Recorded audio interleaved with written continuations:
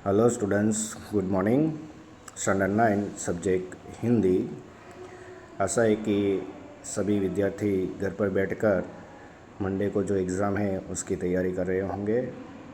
सबसे पहले सभी विद्यार्थियों को जो फिर से एक बार ये यूनिट 2 एग्ज़ाम हिंदी सब्जेक्ट के अकॉर्डिंग आपको थोड़ा बहुत सूचित किया जाता है, जिससे आप अच्छी तरह से घर पर बैठकर तैयारी कर पाए। तो सबसे पहले आपको ध्यान देना है कि हमने 4 चैप्टर लिए हैं, 1, 2, 3, 4। पहला चैप्टर है आराधना, दूसरा है न्याय मंत्री, तीसरा है क्या निराश हुआ जाए, और चौथा है कर्ण का जीवन दर्शन। तो ऊपर दिए गए जो गद्य और पद्य, उन सभी चैप्टरों को आपको गहन अध्ययन करना है, पढ़ना है, और उसके द्वारा दिए गए जो भी फॉर्मेट है उसके प्रश्नों की तैयारी करनी है, और परीक्षा लक्ष्य जो भी आपको करवाया गया है और जो भी प्रश्न दिए गए हैं उसको ध्यान में देना है। तो सबसे पहले जो 4 चैप्टर दिए गए हैं उसको ध्यान में लेते हुए आप सभी को काव्य के कवि, गद्य के लेखक, साहित्य प्रकार, संदर्भ ग्रंथ, इनको भी थोड़ा बहुत ध्यान पे देना है, ताकि आप परीक्षा में अच्छी तरह से उसको लिख पाएँ।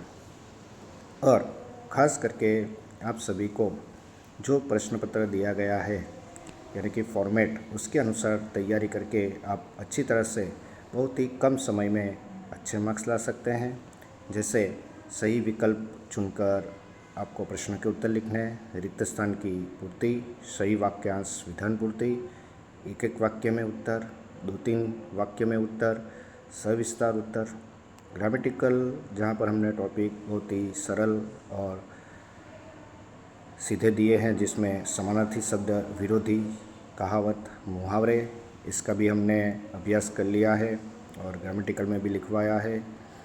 उसके बाद है गद्य खंड को पढ़कर प्रश्न के उत्तर, जिसमें कॉम्प्रिहेंशन आपको पैराग्राफ दिया गया होगा और उसमें से प्रश्नों के उत्तर ढूंढ के लिखना है। निबंध, कई विद्यार्थियों के प्रश्न होते हैं कि निबंध लेखन कैसे करें। तो निबंध लेखन करते समय कई चीज़ों को ध्यान में देना है। सबसे पहले तो निबंध की तैयारी आपको लिख के करनी पड़ेगी। कई बच्चे क्या करते हैं, वो केवल पढ़ लेते हैं, जिससे कई तरह की स्पेलिंग मिस्टेक, लिखावट और कई बार जो मिस्टेक भी होती है, तो उस पर ध्यान देना है।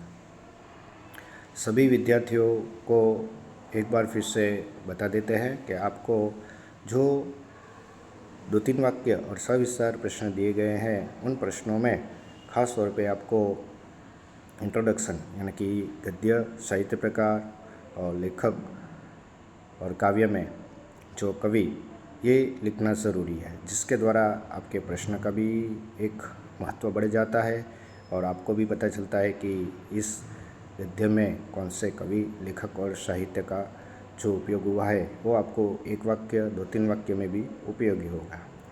तो फिर से आशा है कि आप सभी घर पर बैठकर अच्छी तरह से इसका अध्ययन करेंगे, जो भी प्रश्न दिए गए हैं उसका अच्छी तरह से वांचन और लेखन करके परीक्षा के लिए उपयुक्त तैयारी करेंगे। धन्यवाद।